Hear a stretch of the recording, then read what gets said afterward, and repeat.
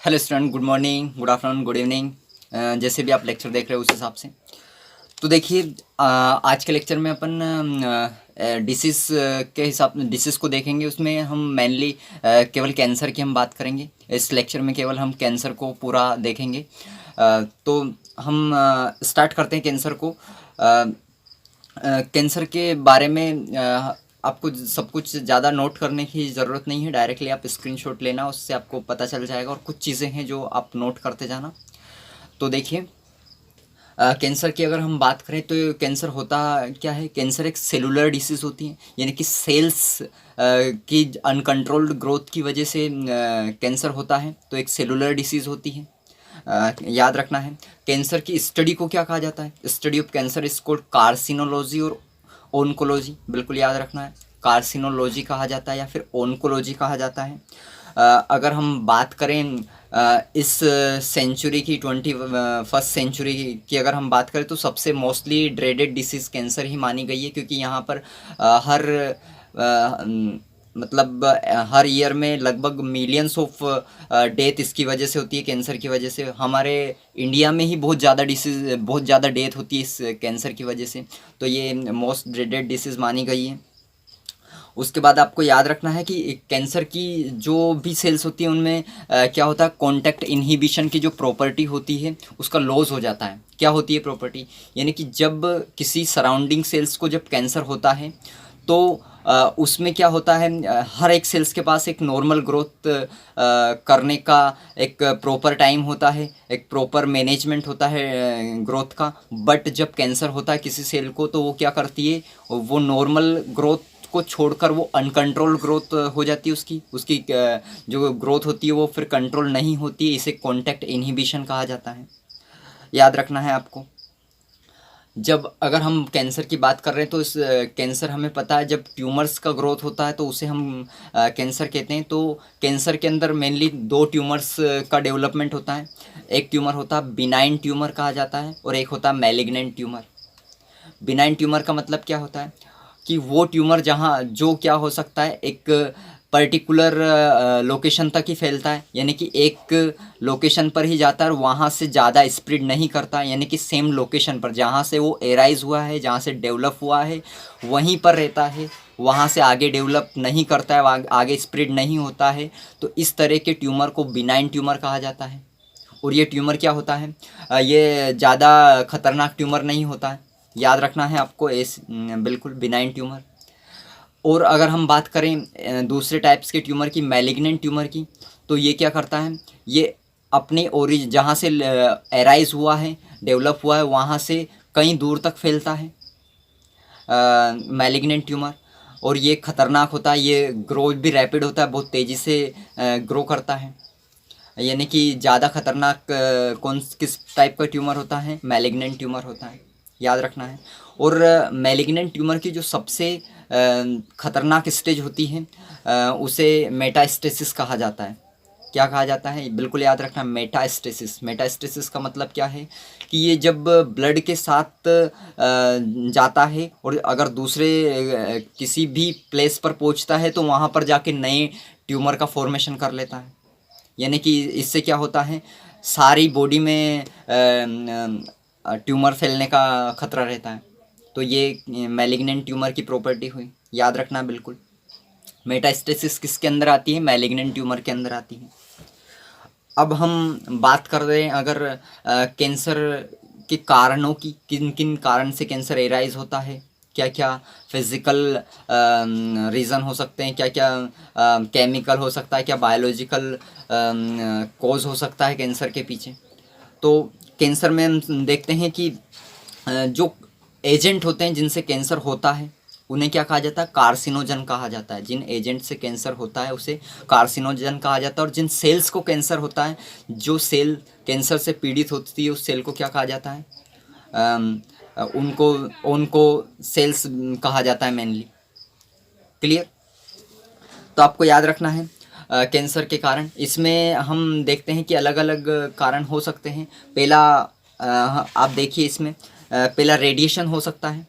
Radiations की अगर हम बात करें तो रेडिएशंस भी दो तरह के होते हैं। कुछ रेडिएशंस जो होते हैं वो आयनाइजिंग रेडिएशन होते हैं और कुछ नॉन आयनाइजिंग रेडिएशन होते हैं। आयनाइजिंग रेडिएशंस के अंदर एक्सरे और गामा रेज आती है। आयनाइजिंग रेडिएशंस में एक्सरे आती है और गामा रे आती है, और जो नॉन आयनाइजिंग रेडिएशंस हैं उनमें अल्ट्रावायलेट लाइट आती है। अल्ट्रावायलेट लाइट जो होती है वो डीएनए को डिस्ट्रॉय करती है, पता है, और डीएनए का डिस्ट्रॉय कहीं जब होता है तो उसमें म्यूटेशन आती है, पता है। तो याद रखना है। बहुत सारे कारण हो सकते हैं कैंसर्स के और भी, जैसे न्यूक्लियर लीकेज होना। न्यूक्लियर का लीकेज होना भी क्या है, कैंसर्स को डेवलपमेंट होता है, कार्सिनोजेनिक होता है। टोबैको चेविंग की अगर हम बात करें तो किस प्रकार का होता है, फिजिकल। अगर तंबाकू खाते हैं लोग तो उससे फिजिकल कैंसर होता है टच से। उसके बाद अगर हम बात करें टोबैको स्मोक की बात करें, तंबाकू स्मोक अगर कोई करता है तो उससे किस प्रकार का केमिकल कैंसर्स होता है। उसके जो स्मोक होती है उसमें केमिकल्स होते हैं, उससे केमिकल कैंसर होता है। क्लियर। क्रोमियम फ्लोराइड का याद रखना है, ये एनसीईआरटी में मेंशन नहीं है। क्रोमियम फ्लोराइड से लंग कैंसर होते हैं, फेफड़ों में जो कैंसर होता है वो क्रोमियम फ्लोराइड से भी होता है, तो याद रखना है आपको। अब हम कैंसर्स में देखते हैं कि ये तो हमने फिजिकल और केमिकल कोज देखे। बायोलॉजिकल कारण कौन कौन से होते हैं जिनके पीछे जो लिविंग कौन कौन से ऐसी चीज़ होती है जिनसे हमें कैंसर हो सकता है। तो इसमें आपको याद रखना है वायरस सबसे मेन। तो जो वायरस होते हैं, कुछ वायरस होते हैं जिनसे कैंसर होता है, उन्हें वायरल उनको जिन्स, उनके पास जीन्स होते हैं, उन्हें वायरल उनको जीन्स कहा जाता है। याद रखना है आपको। जैसे आपको कुछ डिसीज़ दे रखी है, इनको याद रखना। बर्किट्स लिम्फोमा, बर्किट्स लिम्फोमा जो होता है वो एप्स्टीन बार वायरस EBV से होता है। बर्किट्स लिम्फोमा एप्स्टीन बार वायरस से होता है, याद रखना है।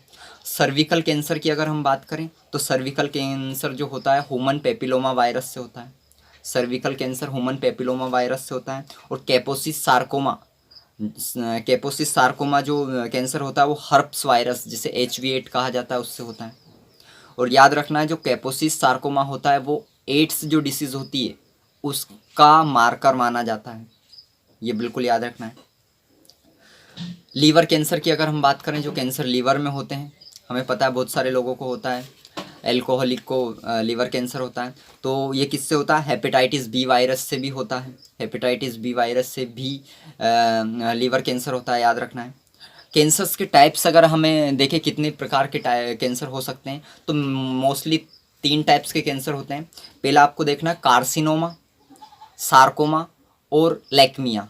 कार्सिनोमा की अगर हम बात करें, कार्सिनोमा का मतलब है कि जो कैंसर कहाँ पर होता है, एपिथेलियल टिश्यूज़ में होता है। एपिथेलियल टिश्यू का मतलब जो एक्टोडर्म और एंडोडर्मल जर्म लेयर्स में जो कैंसर होता है उसे क्या कहा जाता है, कार्सिनोमा कहा जाता है। कार्सिनोमा के अंदर कौन कौन से कैंसर आते हैं, तो इसके अंदर सर्विकल कैंसर आता है, ब्रेस्ट कैंसर आता है, स्किन कैंसर आता है, स्टोमक कैंसर आता है, ग्लैंड कैंसर भी आता है। ये सारे के सारे जो ऊपर से हमें देखने को दिखाई देते हैं उन कैंसर्स को क्या कहा जाता है, कार्सिनोमा कहा जाता है। अगर हम बात करें ग्लैंड के कैंसर को, जो कोई भी पर्टिकुलर ग्लैंड में कैंसर होता है तो उसे क्या कहा जाता है, एडिनोमा कहा जाता है। अगर कोई स्किन की मेलानोसाइट जो सेल होती है, स्किन की मेलानोसाइट सेल में अगर कोई कैंसर होता है तो उसे मेलानोमा कहा जाता है। तो स्किन की मेलानोसाइट में जो कैंसर होता है उसे मेलेनोमा कहा जाता है। हम बात करें सार्कोमा की, सार्कोमा कहाँ पर होता है, कोई कैंसर जब हड्डियों में, बोन्स में, मसल्स में, मांसपेशियों में, इनमें अगर होता है तो उसे क्या कहा जाता है, सार्कोमा। यानी कि जो कनेक्टिव टिश्यूज़ में मीजोडर्म लेयर से राइज जो कैंसर होता है उसे क्या कहा जाता है, सार्कोमा कहा जाता है। इसके अंदर कौन कौन से, बोन्स का टिश्यूज़, बोन्स का कैंसर आता है, कार्टिलेज का, मसल्स का और लिम्फ, ये सारे के सारे जो कैंसर है वो किसके अंदर आता है, सार्कोमा के अंदर।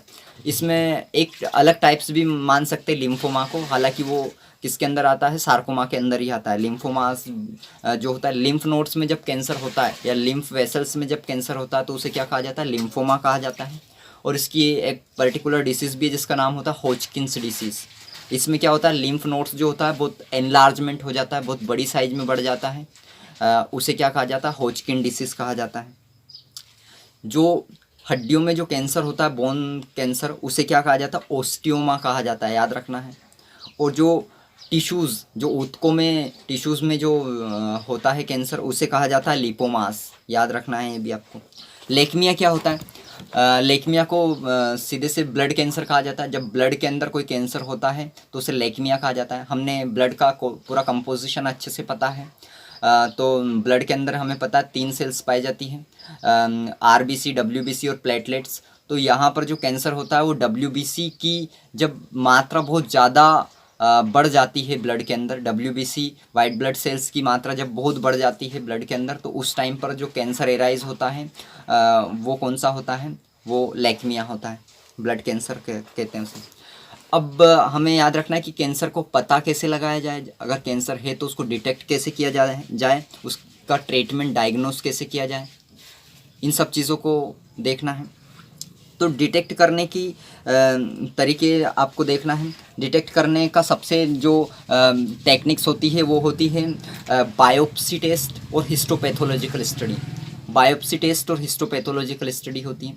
बायोप्सी में क्या किया जाता है कि जिस भी पार्ट में, जिस भी अंग में आपके कैंसर है उसका छोटा सा हिस्सा काट लिया जाता है, छोटे से हिस्से को काटा जाता है और काट कर उसको क्या किया है, उसके और पतले पतले थिन सेगमेंट्स बनाए जाते हैं। थिन सेगमेंट्स बनाने के बाद उसको स्टेनिंग किया जाता है, एक पर्टिकुलर डाई से स्टेनिंग की जाती है और स्टेनिंग के बाद में उसको माइक्रोस्कोप के द्वारा देखा जाता है कि किस प्रकार का कैंसर है, तो उससे पूरी तरह से पता चल जाता है। अगला आपको देखना है, इसमें ब्लड एंड बोन मेरो का टेस्ट भी लिया जाता है। बहुत सारे कैंसर्स में ब्लड और बोन मेरो का टेस्ट लिया जाता है। सारे याद रखना है कौन कौन सी टेक्निक। पहला था अपना बायोप्सी एंड हिस्टोपैथोलॉजिकल स्टडीज़, दूसरा था ब्लड और बोन मेरो का टेस्ट लिया जाता है, तीसरा है आपका अगर इंटरनल ऑर्गन्स में अगर बहुत सारे इंटरनल ऑर्गन जैसे लंग्स में, लीवर में, ऐसे जो अंदर ऑर्गन प्रेजेंट है उनके अंदर अगर कैंसर है तो उनको कुछ स्पेशल मेथड जो होती है, स्पेशल टेक्निक होती है, उनके द्वारा उनको डायग्नोस किया जाता है। तो इसकी 3 मेथड होती है मेनली। एक तो है रेडियोग्राफी। रेडियोग्राफी के अंदर क्या किया जाता है, एक्सरे का यूज़ किया जाता है, याद रखना है। दूसरी होती है कंप्यूटेड टोमोग्राफी, CT जिसे कहा जाता है। कंप्यूटेड टोमोग्राफी के अंदर क्या किया जाता है, यहाँ पर किसी भी जब कंप्यूटेड टोमोग्राफी का यूज़ करते हैं तो इसके अंदर 3 डायमेंशनल इमेज दिखने लग जाती है, किसी भी ऑर्गन की 3 डायमेंशनल इमेज दिखने लग जाती है, जिससे कि आसानी से कैंसर का पता लगाया जा सकता है। तीसरी मेथड है जो बेस्ट मेथड मानी जाती है, जिसे कहा जाता है MRI, मैग्नेटिक रिजोनेंस इमेजिंग जिसे कहा जाता है। ये क्या होती है, इसके अंदर स्ट्रॉन्ग मैग्नेटिक फील्ड का यूज़ किया जाता है और नॉन आयनाइजिंग रेडिएशंस का यूज़ किया जाता है। स्ट्रॉन्ग मैग्नेटिक फील्ड और नॉन आयनाइजिंग रेडिएशंस का यूज़ किया जाता है, जिससे कि लिविंग टिश्यू के अंदर कैंसर का पता लगाया जा सके। क्लियर। इसके बाद में 2 मेथड्स और होती हैं। पहली एंटीबॉडीज़ अगेंस्ट किसी भी जो रेसिस्टेंस है उसके एंटीबॉडीज़ का यूज़ भी किया जाता है कैंसर के डिटेक्शन के लिए, तो ये भी एक मेथड होती है। और मोलिकुलर बायोलॉजी का भी यूज़ किया जाता है बहुत सारी टेक्निक्स का पता लगाने के लिए। तो ये मेन टेक्निक्स होती है जिनके द्वारा कैंसर का पता लगाया जाता है। क्लियर।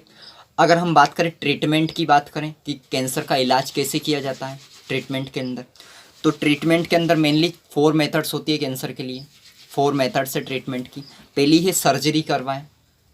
सर्जरी वाले पार्ट में क्या होगा, जब सर्जरी करते हैं इसमें, तो सर्जरी में जो जिस हिस्से में कैंसर है उसको पूरा हटा दिया जाता है, उस वाले पार्ट को पूरा हटा दिया जाता है सर्जरी वाले में। और मेनली इसमें बिनाइन ट्यूमर्स जो होता है उस तरह के कैंसर्स का इलाज किया जाता है। दूसरी अगर हम बात करें रेडियोथेरेपी की, तो रेडियोथेरेपी के अंदर क्या किया जाता है, रेडियोथेरेपी की अगर हम बात करें तो इसमें मेन चीज़ ये देखना है रेडियोथेरेपी के अंदर कि यहाँ पे इफेक्टिव रेडिएशंस डाला जाता है। इफेक्टिव रेडिएशंस डालने से इलाज होता है यहाँ पर, तो ये याद रखना है आपको। उसके बाद अगर अपन कीमोथेरेपी की बात करें तो कीमोथेरेपी के अंदर क्या किया जाता है, जो कीमोथेरेपी के अंदर कुछ ड्रग्स यानी कि टैबलेट्स ली जाती है, ड्रग्स कीमोथेरेपेटिक ड्रग्स जो आते हैं वो लिए जाते हैं। तो उनके अंदर क्या होता है, उनके नाम भी आप ड्रग्स का नाम लिख सकते हैं, विनक्रिस्टिन और विनब्लास्टिन जो ड्रग्स होते हैं वो ड्रग्स कैंसर के इलाज में यूज़ किए जाते हैं। विनक्रिस्टिन और विनब्लास्टिन ड्रग्स यूज़ किए जाते हैं, जो सदाबहार का पौधा होता है जिसे कहा जाता है कैथेरेंथस रोसियस। कैथेरेंथस रोसियस, इससे ये मिलते हैं, याद रखना है। पर याद रखना है जो कीमोथेरेपेटिक ड्रग्स होते हैं उनके कुछ हार्मफुल इफ़ेक्ट भी होते हैं, जैसे हेयर लॉस होना, ऐसे बहुत सारे इफ़ेक्ट होते हैं, तो इसका यूज़ थोड़ा कम किया जाता है। और अगली मेथड होती है इम्यूनोथेरेपी। फोर्थ मेथड है इम्यूनोथेरेपी। इम्यूनोथेरेपी में क्या किया जाता है कि यहाँ पर हमारे इम्यून सिस्टम्स को स्ट्रॉन्ग कराया जाता है। इम्यून सिस्टम अगर स्ट्रॉन्ग होगा तो अपने आप कोई सी भी डिसीज़ नहीं आएगी आपको। डिसीज़ जो हो वो कैंसर है, उसको अपने खुद की सेल्स अपने आप डिस्ट्रॉय कर देगी। तो इसके अंदर अल्फ़ा इंटरफेरोन का यूज़ किया जाता है। अल्फ़ा इंटरफेरोन का यूज़ किया जाता है। तो ये मेनली मेथड्स थे। और अगर हम बात करें इसके अंदर और, तो बेस्ट मेथड की अगर हम बात करें तो ऐसे एमआरआई थी, पर उसमें हमने देखा था पता लगाने के लिए। पर अगर यहाँ ट्रीटमेंट के लिए अगर हम बात करें बेस्ट मेथड की, तो बेस्ट मेथड में तीनों का कॉम्बिनेशन यूज़ किया जाता है। सर्जरी का, रेडियोथेरेपी का और कीमोथेरेपी, तीनों का कॉम्बिनेशन से एक बेस्ट ट्रीटमेंट होता है कैंसर का। बिल्कुल याद रखना है। कुछ इम्पोर्टेंट चीज़ें हैं, जैसे कि पैप्स टेस्ट होता है सर्विकल कैंसर के डिटेक्शन के लिए। अगर सर्विक्स में कैंसर है तो उसको डिटेक्ट करने के लिए पैप्स टेस्ट का यूज़ किया जाता है। अगर थायराइड कैंसर है, थायराइड ग्लैंड्स के अंदर कैंसर है, तो उसको डिटेक्ट करने के लिए आयनाइजिंग 131 का यूज़ किया जाता है। और क्रोमियम फ्लोराइड का बताया था, उसमें लंग्स कैंसर। और एसिड फोस्फेटेज याद रखना है। एसिड फोस्फेटेज एंजाइम जो होता है वो प्रोस्टेट कैंसर, प्रोस्टेट ग्लैंड में जो कैंसर होता है उसको डिटेक्शन के लिए यूज़ होता है। तो हमने कैंसर को पूरा कंप्लीट जाना इस लेक्चर में।